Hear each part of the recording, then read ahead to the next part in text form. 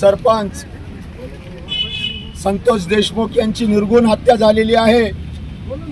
ही निर्गुण हत्या त्या ठिकाणचा जो प्रोजेक्ट होता त्याच्याकडे 2 कोटीची खंडणी वाल्मिक कराड यांनी मागितली होती आणि ती मागणी पूर्ण नाही झाल्यामुळं नंतर त्या ठिकाणी जाऊन हल्ला करण्यात आला आणि हल्ला करत असताना सदरील भांडणं मिटवावा म्हणून संतोष देशमुखने प्रयत्न केले।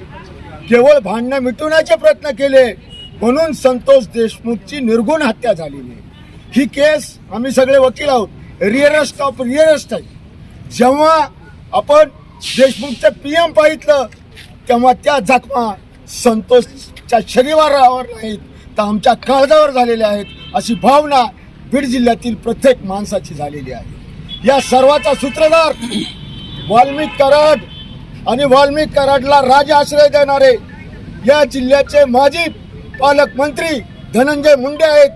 तिथपर्यंत कनेक्शन या खुनाचं आहे आणि या सर्वांना आरोपी करावं अशी मागणी आज मी करत आहे।